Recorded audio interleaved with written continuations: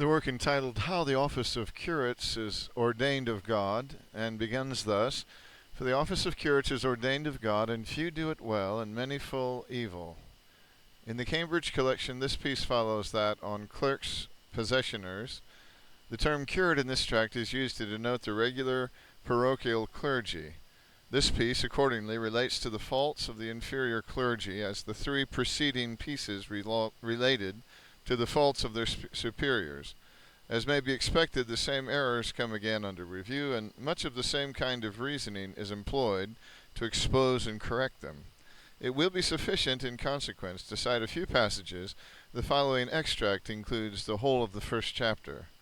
For the office of curates is ordained of God, and few do it well, and many full evil. Therefore tell we some of their defaults, to amend them with God's help. First, they are more busy about worldly goods than about virtues, and the keeping of men's souls. For he who can best get the riches of this world together, and hold great household in worldly array, he is holden a worthy man of holy church, though he know not the least point of the gospel. And such a one is up in full favour of the bishop and of his officers. But the curate who giveth himself to study Holy Writ, and teach his parishioners to save their souls, and who liveth in meekness, penance, and busy travail about ghostly things, and seeketh naught of worldly worship and riches, is holden a fool, and a disturber of Holy Church, and is despised and persecuted of high priests, and prelates, and their officers, and hated of other curates in the country.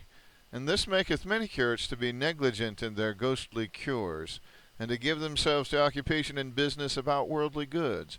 But these negligent curates think full little how dearly Christ bought man's soul with his precious blood and death, and how hard a reckoning he will make for those souls at doomsday. Certainly it seemeth that they are out of the faith of a Christian man, for they make themselves not ready to come and answer how they came into their benefices, and how they lived and taught and spent poor men's goods. For if they had this faith ready in their mind, they would begin a better life and continue therein. The following passage is from the 26th chapter. They, the worldly clergy, are antichrists, forbidding Christian men to follow their belief and to speak of Holy Writ. For they say openly that secular men should not intermeddle themselves with the gospel, to read it in their mother tongue, but attend to a holy father's preaching, and do after such in all things. But this is expressly against God's teaching. For God commandeth generally to each layman that he should have God's commandments before him, and teach them to his children. And the wise man biddeth every Christian man that all his telling be in the commandments of God, and that he have them evermore in his mind. And St. Peter biddeth us as Christians be ready to give a reason for our faith and hope to each man that asketh it. And God commands his priests to preach the gospel to each man, and the reason is because all men should know it, and rule their life according to it. Lord, why should worldly priests forbid secular men to speak of the gospel and of God's commandments, since God giveth them great wit of kind, and great desire to know God and love him? For the more goodness they shall know of God, the more they shall love him.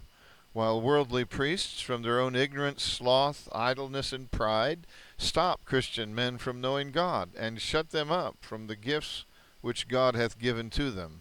Since the beginning of the world none have heard higher craft of Antichrist, whereby to destroy Christian men's belief and charity, than is this blasphemous heresy, that laymen should not intermeddle with the gospel. The next passage is from the 30th chapter. They take not tithes and offerings by form of the Old Testament, parting them in common to all priests and ministers of the church, nor according to the form of the gospel, taking a simple livelihood, given a free devotion of the people without constraining, as Christ and his apostles did.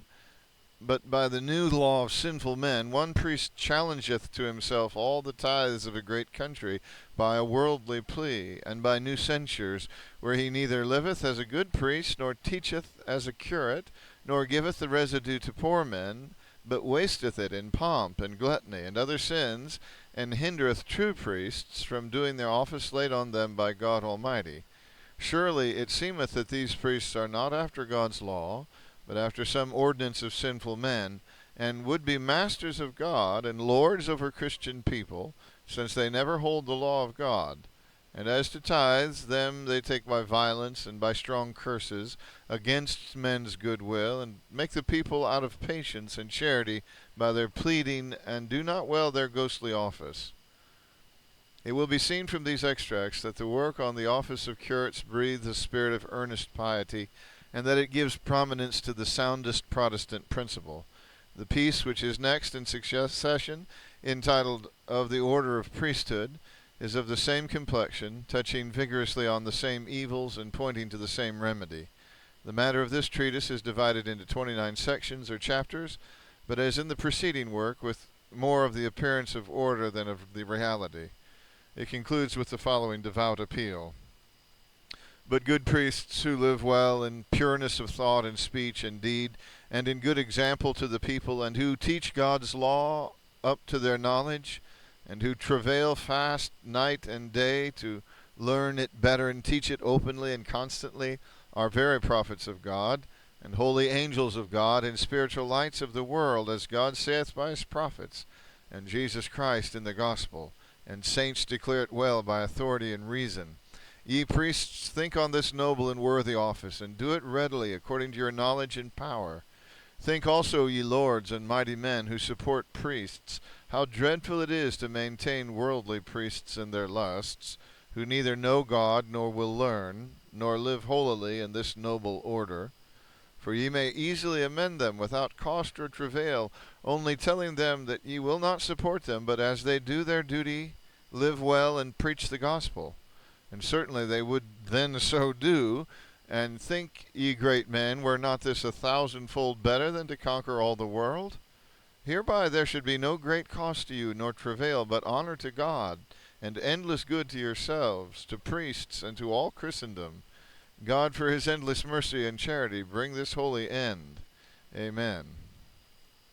The piece, which concludes thus, is followed by a tract entitled Of Good Preaching Priests.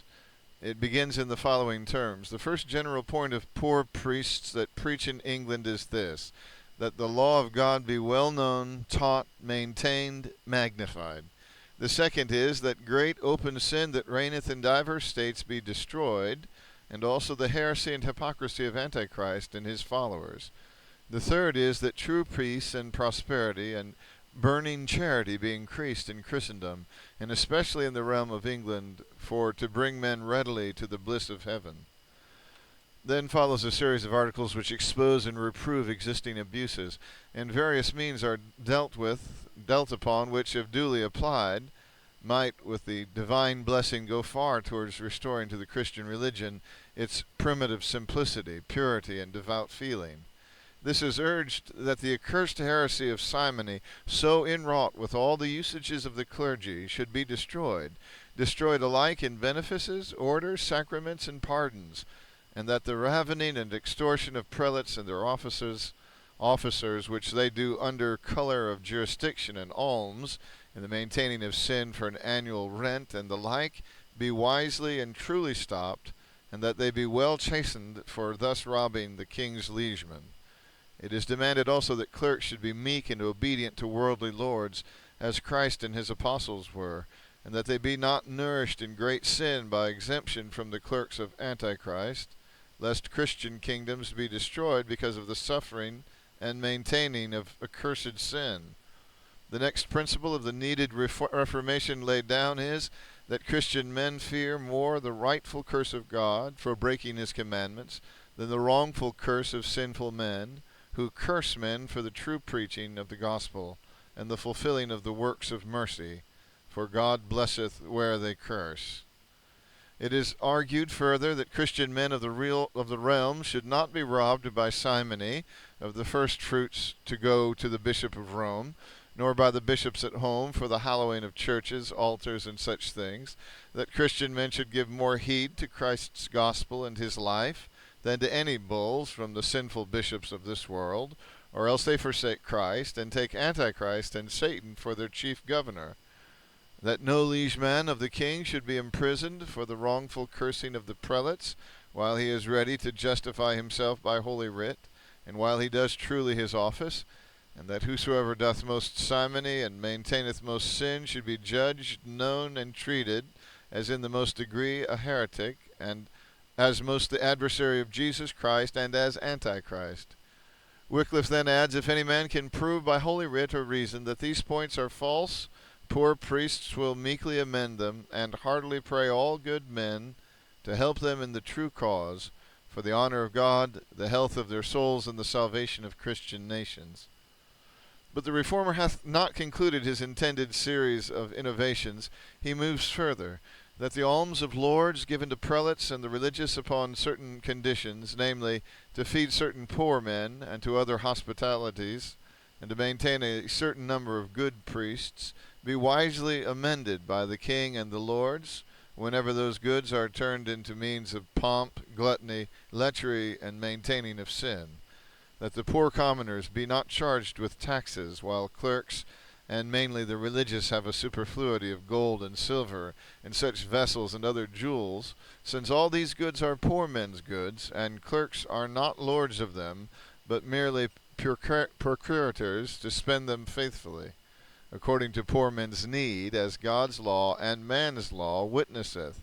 that the wasted treasure hanging on stocks and stones be wisely spent in defense of the kingdom, and relieving of the poor commons, that the people of our land be not brought to theft nor lechery upon the color of pilgrimage, nor alms be drawn from poor needy men, bought with Christ's precious blood,